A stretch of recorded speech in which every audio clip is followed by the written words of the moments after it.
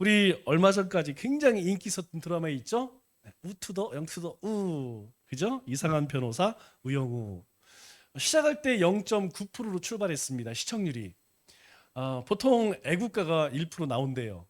12시 넘으면 이제 방송 공영방송이 끝나잖아요. 공영방송 끝나는 애국가보다도 시청률이 안 나왔어요. 그런데 끝날 때에는 종편 가운데 17.5%로 최고치를 찍었답니다. 그러니까 굉장히 많은 사람들이 우리 공중파도 지상파도 아니고 종편을 이 드라마를 봤다는 것이죠. 여기 나오는 우영우라고 하는 이 변호사는 자폐 스펙트럼 장애를 가지고 있어요. 그래서 약간 자폐를 가지고 있는데 이 자폐를 가지신 분들의 특징이 뭐냐면 반복적인 일들을 하죠. 반복적인 일. 그러니까 자기만의 루틴이 있습니다. 그래서 자기를 소개할 때도 저는 우영우예요 뭐 하고 뭐 토마토 뭐 이런 얘기 쭉 하죠. 계속 처음 소개를 하면 이 얘기를 계속 반복합니다. 그리고 들어갈 때 노크도 그냥 똑똑똑, 이게 이제 우리가 보통 하는 노크죠. 근데 또 자기만의, 출근할 때도 이 변호사는, 이 사람은 항상 헤드폰을 쓰더라고요. 더워 죽겠는데 꼭 똑같은 걸 쓰고, 그리고 밥을 먹을 때에도 늘 김밥만 먹어요. 지겹지도 않나. 그런데 왜 그러냐면 그게 그 증상이라고 합니다.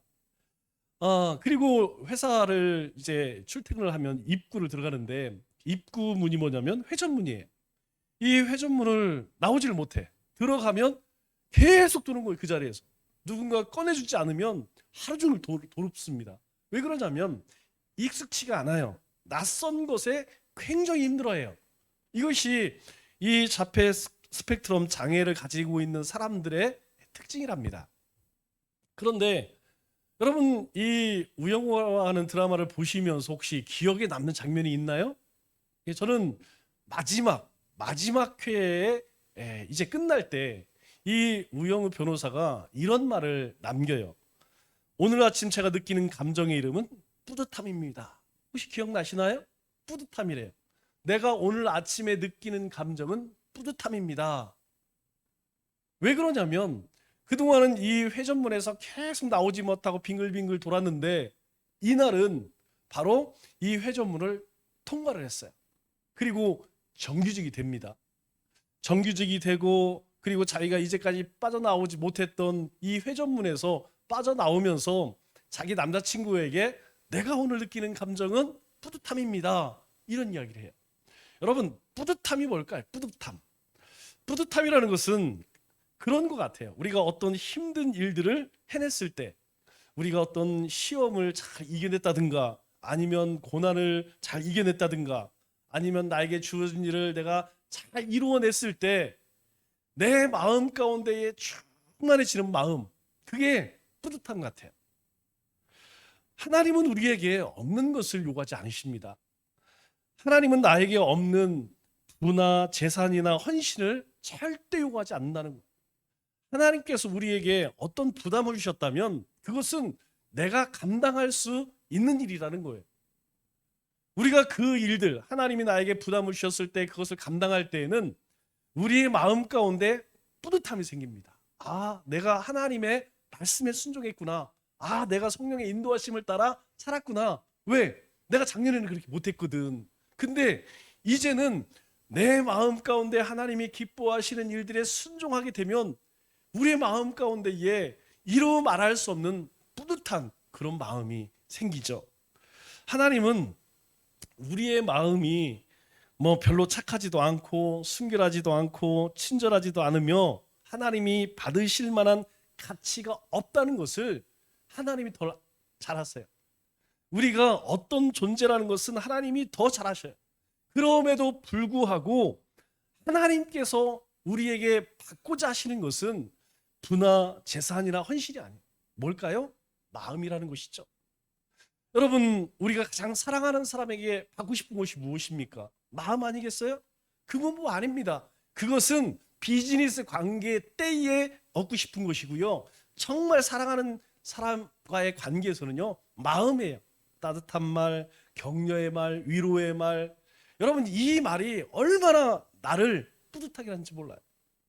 하나님은 그렇게 우리를 우리가 부족하고 연약한 것을 아심에도 불구하고 그 마음을 받기 원하신다는 거예요. 왜 그럴까요? 하나님께서는 그 마음을 받으셔서 우리를 새롭게 바꾸어서 귀하게 우리를 쓰기 원하신다는 거예요. 압니다. 그런데 하나님께서는 그런 우리를 받으셔서 우리를 변화시키기를 원하세요. 우리로 하여금 거듭난 삶을 살기를 원하신다는 것이죠. 우리가 하나님을 사랑하고 하나님의 사랑을 받아들인다는 것, 여러분, 그것은 내 마음을 하나님께 드리는 것입니다. 그래서 하나님께서 너희가 그렇게 좋은 제물로 나에게 제사 드리는 것, 그래, 그것보다 나는 너희가 내 말에 순종하는 것, 나는 그것을 더 귀히 여긴다. 하나님께서 우리에게 말씀하시는 거예요. 반쯤 적당히 드리는 것이 아니고 우리가 온통 전부 완전하게 드리는 것, 바로 그것이 마음을 드린다는 것이죠. 르세게에 항상 수식어가 따라다녔습니다. 이 르세게는 어떤 말이 따라다녔냐면 모압에서 온 모압 여인이라고 하는 수식어가 늘 그를 따라다녔어요. 참 듣기 싫은 말이죠. 여러분, 이 말은 너희는 우리를 핍박했던 민족이야, 너희는 우리 원수야, 우리의 대적이야, 너하고 말도 섞기 싫어, 너 쳐다보기도 싫어, 이런 말이에요. 대놓고 욕은 못하고 그걸 돌려서 하는 얘기가 무엇이냐면 모압에서 온 모압 여인이란 말이죠. 여러분, 사람은 누구나 단점이 있고 약점이 있습니다. 그런데요, 그것을 끄집어낼 때마다 끄집어내는 사람은 속이 후련할지 모르겠지만 그 당하는 입장에서는요, 보통 괴로운 게 아니에요. 여러분, 우리 모든 사람은 하나씩 가지고 있는 아킬레스건이 있습니다. 감추고 싶은 그런 비밀이 있고 과거가 있고 삶이 있어요. 그런데 그것들을 자꾸 들춰내면 그 상처는요, 그 아픔은 더 깊어지고 더 깊어지는 거예요. 그런데 이 베들레헴 사람들이 이 룻에게 계속해서 이야기하는 거예요. 모압에서 온 모압 여인, 그 이야기를 들을 때마다 이 룻은 도망가고 싶었죠.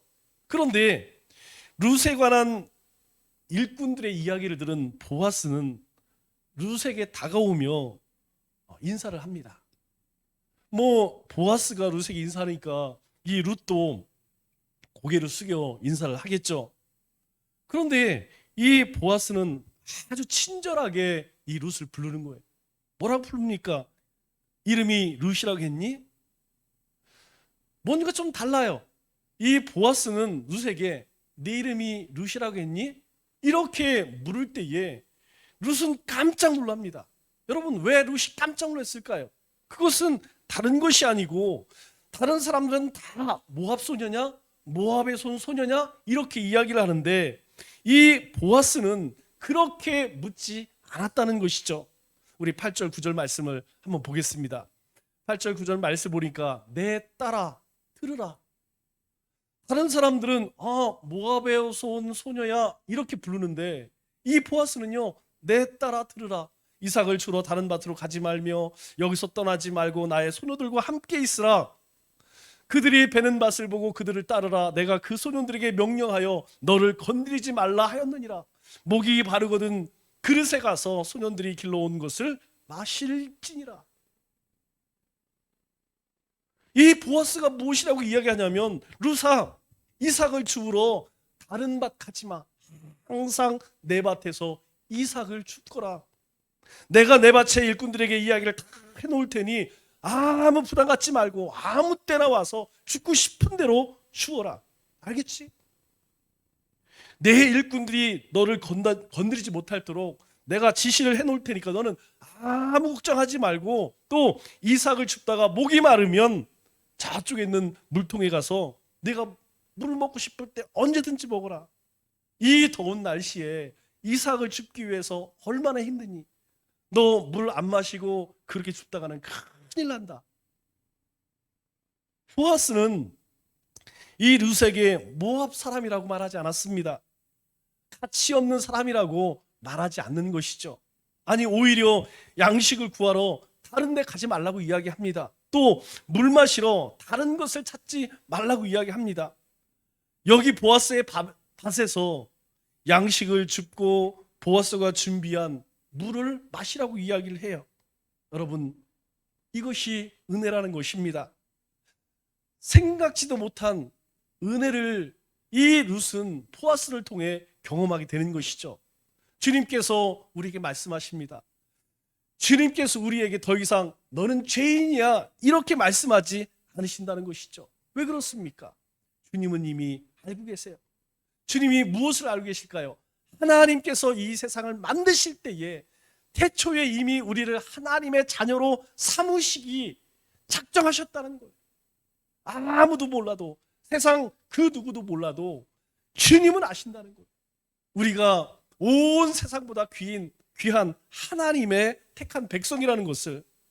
보아스는 룻에게 배고픔을 해결하기 위해서 다른 데 가지 말라고, 또 내가 아무리 목이 말라도 다른 데 가지 말라고 그렇게 이야기를 합니다. 그런데요, 우리 주님께서도 우리에게 그렇게 말씀하세요. 주님께서 우리에게 뭐라고 말씀하십니까? 그저 주님 안에 거하라. 그저 주님 안에 거하라. 주님 말씀 안에 거하라. 주님이 준비한 것을 너희가 먹고 마셔라. 모압 사람 같은 우리에게 베푸시는 하나님의 은혜라는 것입니다. 이 놀라운 은혜에 감사하고 찬송하고 경배하는 것, 그것이 바로 택함 받은 우리의 삶의 모습이라는 것이죠. 이 보아스의 말에 룻은 한없이 고마웠습니다. 그 땅바닥에 엎드려서 자신에게 베푼 그 은혜가 고마워서 어떻게 합니까? 10절 말씀을 보니까 이렇게 하죠. 룻이 엎드려 얼굴을 땅에 대고 절하며 그에게 이르되 나는 이방 여인이거늘 당신이 어찌하여 내게 은혜를 베푸시며 나를 돌보시나이까. 이제까지 자기를 그렇게 대한 사람이 없어요. 보는 사람마다 놀리고 그리고 업심여기고 무시했습니다. 그런데요, 이 보아스는요, 내 딸아 들으라 그러면서 내가 배가 고프면 언제든지 와서 줍고 일할 때 목이 마르면 와서 물을 마시라. 그런 그에게 룻은요, 얼굴을 땅에 대고 절하며 이야기합니다. 보아스 어르신, 제게 왜 이런 은혜를 베푸십니까? 저는 이방 여인입니다. 은혜를 받을 수 있는 신분이 아니에요. 아니, 은혜를 기대할 수도 없는 그런 신분인데 룻은 보아스에게 은혜를 입습니다. 우리 로마서 5장 8절 말씀을 보니까 이렇게 이야기합니다. 우리가 아직 죄인 되었을 때에 그리스도께서 우리를 위하여 죽으심으로 하나님께서 우리에 대한 자기 사랑을 확증하셨느니라. 우리가 여전히 죄인이었지만 주님께서 우리를 위해서 십자가에 죽으심으로 우리를 얼마나 사랑하시는지 그 사랑을 확증하셨대요. 우리는 아직 죄인이었습니다. 우리가 원수 되었을 때에 우리가 아직 경건하지 않음에도 불구하고 우리를 위해 죽으셨다고 말씀합니다. 우리를 의로운 사람처럼 대우하시는 하나님의 은혜라는 것이죠. 우리를 자식처럼 대해주시는 하나님의 은혜라는 것입니다. 그래서 모든 것이 감사합니다. 우리가 드릴 것, 감사의 고백밖에 없다는 것이죠. 우리의 삶을 돌아보면 모든 것이 하나님의 은혜이고 우리가 돌아보면 모든 것이 감사밖에 없다는 것입니다. 보아스가 이제 고마워서 어쩔 줄 모르는 룻에게 말을 합니다. 11절 12절에 이렇게 이야기를 하죠. 보아스가 그에게 대답하여 이르되 내 남편이 죽은 후로 내가 시어머니에게 행한 모든 것과 내 부모와 곡을 떠나 전에 알지 못하였던 백성으로 온 일이 내게 분명히 알려졌느니라. 여호와께서 내가 행한 일에 보답하시기를 원하며 이스라엘의 하나님 여호와께서 그의 날개 아래에 보호를 받으러 온 내게 온전한 상 주시기를 원하노라. 여러분, 이 말이 무슨 말씀입니까? 내가 소문에 들리던 룻이라고 하니 정말 반갑다. 내 소문을 들어서 벌써 알고 있단다. 내 시아버지와 남편이 죽은 후로 내가 시어머니를 어떻게 모셨는지 내 소문이 이 인근에 자자하단다. 나오미가 이스라엘 땅에 절대로 오지 말라고 그렇게 돌아가라고 했음에도 불구하고 끝까지 내가 고집을 피우고 온 것이라는 것, 내가 그 얘기 다 들었다. 생소한 낯선 땅에 와서 사는 것이 결코 쉬운 일이 아닌데 부모와 고향을 떠나서 이곳에 왔다는 소리 내가 들어서 익히 잘 알고 있다. 그리고 너의 그 착한 소문이 온 동네에 다 퍼졌단다. 분명히 하나님께서 너를 축복하실 것이다. 내가 이방신을 버리고 하나님께로 보호를 받으러 왔으니 반드시 하나님 너에게 복을 주실 것이다. 룻은 진심으로 반가워하는 이 보아스의 목소리에 그저 송구할 뿐이었습니다. 보아스의 칭찬과 이 격려에 룻은 당황스러웠지만 무슨 말인가 대답을 해야 했죠. 13절 말씀을 보니까 이렇게 대답을 합니다. 룻이 이르되 내 주여 내가 당신께 은혜 입기를 원하나이다. 나는 당신의 하녀 중에 하나와도 같지 못하오나 당신이 이 하녀를 위로하시고 마음을 기쁘게 하는 말씀을 하셨나이다. 어르신, 저는 자격 없는 사람입니다.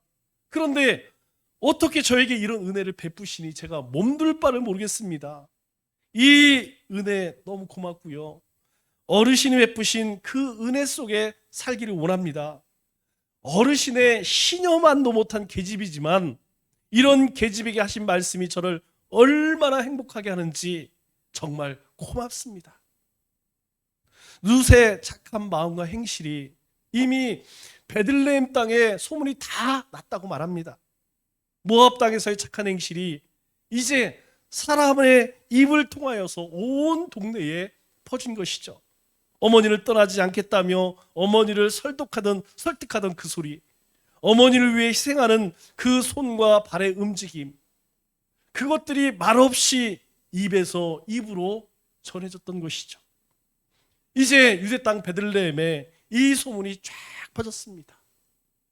오늘 우리의 교회가 또 우리의 삶이 우리의 착한 마음과 행실도 우리 이 인근 사방에 그렇게 소문이 났으면 좋겠습니다. 이 소문들이 사람의 입에서 입으로 남청주교회 다르더라. 남청교회의 성도들 그 사람들 뭔가 틀리더라. 그러한 소문들이 입에서 입으로 그렇게 이리저리 옮겨 다녔으면 좋겠습니다. 그래서 이 집에서 저 집으로, 이 동네에서 저 동네로, 그러다가 하늘나라 우리 주님에게까지 그 소문이 들렸으면 좋겠습니다. 우리가 착하다는 소문, 그것을 들으시는 주님은 얼마나 기뻐하실까요? 남청주교회, 그리고 남청주교회의 누구, 만일 그 소문이 가정에서 사람의 입을 통하여 주님의 귀에까지 들린다면 아마 주님은 너무너무 기뻐하실 것입니다. 이 보아스의 격려가 룻을 행복하게 했습니다. 정말이지 이 룻은 살맛 나는 그런 힘을 얻게 되었던 것이죠. 사실 보아스가 말 안 해도 상관없습니다. 그런가 보다. 그런데 말을 했어요. 착하다는 그 소문, 그리고 너는 하나님께 복받을 것이라고 얼마나 격려가 되고 힘이 드는지. 이 룻의 삶 어떻을까요? 정말 찌든 인생에 정말 큰 위로가 되었을 것입니다. 이 황폐해져가는 룻의 마음에 기쁨을 주었습니다. 주님의 격려가, 주님의 칭찬이 우리에게도 얼마나 큰 위로가 되는지 모릅니다. 여러분, 우리가 주님의 칭찬받는 일을 하면 주님께서는 칭찬하세요. 우리가 주님이 기뻐하지 않는 일을 하면 주님은 책망하십니다. 그러나 우리의 삶이 주님을 바라고 주님을 찬송하고 주님을 예배하고 주님을 증거하는 삶을 살면 주님이 우리를 격려해 주세요. 주님이 우리를 위로하십니다. 주님의 그 위로하심을 받으면, 주님의 그 인도하심을 받으면 힘이 나고 얼마나 신이 나는지 모릅니다. 우리는 그렇게 살아야 한다는 것이죠. 우리는 매일매일 주님의 그 인도하심, 그 주님이 주신 새 힘으로 살아야 한다는 것입니다. 우리가 매일 듣는 주님의 격려와 칭찬, 여러분 얼마나 감사합니까? 아마 여러분 가운데 오늘 이 자리에 나오실 때에 세상에서 힘겹게 살다가 주님의 위로가 필요해서 나오신 분들 계실 거예요. 또 새로운 삶과 주님의 인도하심을 받기 위해서 주님 앞에 나왔을 수도 있습니다. 그렇다면 참 잘 오신 거예요. 그렇게 결정하고 이 자리에 나온 주님은 우리를 기뻐하신다는 거예요. 주님을 찬송하고 주님을 예배하고 주님 앞에 우리의 마음을 다하여서 그렇게 예배드리는 우리의 모습을 우리 주님께서는 기뻐하신다는 것입니다. 주님은 주님을 찾는 자에게 복 주실 것을 준비하고 계십니다. 주님이 베푸시는 은혜 안에 살게 되면 주님이 계획한 아름다운 인생, 복된 인생이 어떤 것인지 경험하게 될 것이라고 우리에게 말씀합니다. 주님의 그 그늘 아래에서 보호를 받고 행복을 누리시기 바랍니다. 말씀을 맺겠습니다. 주님은 오늘도 우리의 이름을 부르십니다. 그리고 위로해 주시고 격려해 주시기를 원하십니다. 힘든 세상에서 참 고생 많다. 너희 수고를 내가 다 기억한다. 그리고 우리의 삶에 감당할 수 없는 큰 은혜를 베푸시기 원하십니다.